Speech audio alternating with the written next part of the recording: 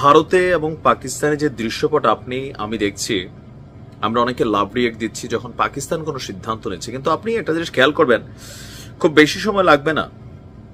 শুভেন্দু মজুমদার আজকে শুভেন্দু অধিকারী, এই যে কি বলে যে বিজেপির একজন নেতা কলকাতা পশ্চিমবঙ্গের, তার বক্তব্যে আপনারা খেয়াল করছেন যে কি পরিমাণ আগামী দিনগুলোতে তাদের একটা অ্যাক্টিভিটিস আসবে কাদের উপর, সংখ্যালঘুদের উপর।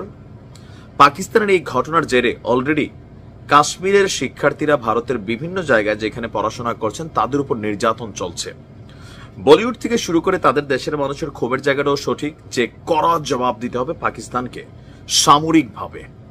কিন্তু সরকার এই মুহূর্তে সামরিকভাবে সীমান্তে সেনা পাঠালেও যুদ্ধের ব্যাপারে কোন রকম সিদ্ধান্ত নেয়নি, বাট বেশ কিছু সিদ্ধান্ত নিয়েছে। আবার অপরদিকে পাকিস্তানও কঠিন সিদ্ধান্ত নিচ্ছে, তারাও সেনা বৃদ্ধি করছে, এমনকি একটু আগে পাকিস্তান একটা সিদ্ধান্তের খবর জানিয়েছে। দর্শক, ভারত নিয়ন্ত্রিত জম্মু কাশ্মীরের পেহেলগামে সশস্ত্র হামলার জেরে উত্তপ্ত পাকিস্তান এবং ভারতের সম্পর্ক।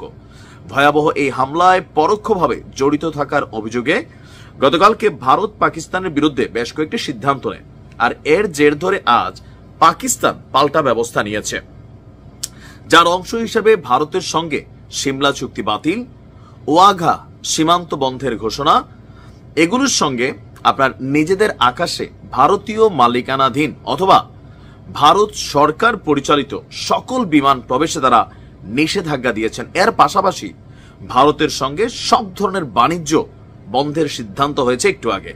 তাদের বক্তব্য, পাকিস্তান হয়ে তৃতীয় কোনো দেশের পণ্য ভারতে প্রবেশ অথবা ভারত আপনার বের করতে পারবে না। এছাড়া সার্কের আওতাধীন বিশেষ ভিসা সুবিধা বাতিল করেছে পাকিস্তান।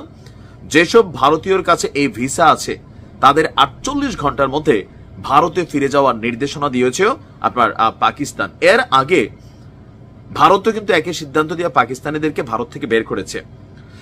অপরদিকে পাকিস্তানের ভারতীয় দূতাবাসে থাকা ভারতীয় সামরিক উপদেষ্টাদের অবাঞ্ছিত ঘোষণা করা হয়েছে এবং ভারতীয় দূতাবাসের কর্মকর্তা 30 জনে নামিয়ে আনতে বলা হয়েছে, যা আগামী 2 থেকে 3 দিনের মধ্যেই কার্যকর করতে হবে। এই সিদ্ধান্তগুলো কিন্তু ভারতও নিচ্ছে, পাকিস্তান পাল্টা নিচ্ছে। আজ পাকিস্তানের জাতীয় নিরাপত্তা কমিশন তারা প্রধানমন্ত্রী শেহবাজের সাথে এক বিশেষ জরুরি বৈঠকে বসেন, সেখানে কঠিন এই সিদ্ধান্তগুলো নেওয়া হয়। ওই বৈঠকে ভারতের সিন্ধু নদের পানি চুক্তি বাতিলের নিন্দা জানানো হয়। ভারত গতকালকে কিন্তু সিন্ধু নদের পানি চুক্তিটা বাতিল করছে। পাকিস্তান সতর্কতা দিয়ে জানিয়েছে, ভারত যদি সিন্ধু নদের পানি প্রবাহে বিঘ্ন ঘটানোর চেষ্টা করে তাহলে এটি যুদ্ধ হিসাবে বিবেচনা করা হবে, এর জবাবও ওইভাবেই দেওয়া হবে। গত মঙ্গলবার এই ঘটনায় ভারতের দাবি পাকিস্তানের একাধিক নাগরিক অংশ নিয়েছে, তবে পাকিস্তান এই হামলার সঙ্গে জড়িত থাকার অভিযোগ সম্পূর্ণভাবে প্রত্যাখ্যান করেছে। আবার যেই গোষ্ঠীটা এই হামলার দায়ভার স্বীকার করেছে, এই স্বীকারের নিউজটা আবার ভারতীয় গণমাধ্যমে আসে, ইন্টারন্যাশনাল কোন মিডিয়াতে এটা কিন্তু ওইভাবে সামনে আসে নাই।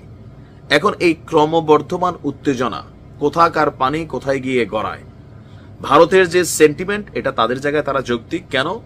কারণ এই বিচ্ছিন্নতাবাদী ঘটনাগুলা ভারতে কিন্তু অনেক সময় ঘটে, আবার অনেক সময় ভারতের বা অন্যান্যরা নিজেরা ঘটাইও আপনার প্যাচ লাগায়। আসলে কোনটা যে কে ঘটায় আল্লাহ ভালো জানে।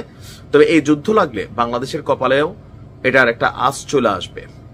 ভারত পাকিস্তান আমার মনে হয় না টোটালি সামরিক যুদ্ধে জড়িয়ে পড়বে, বাট কোথাও কোথাও ঘটনা ঘটলেও ঘটতে পারে। দেখা যাক কি হয়। ভালো থাকুন।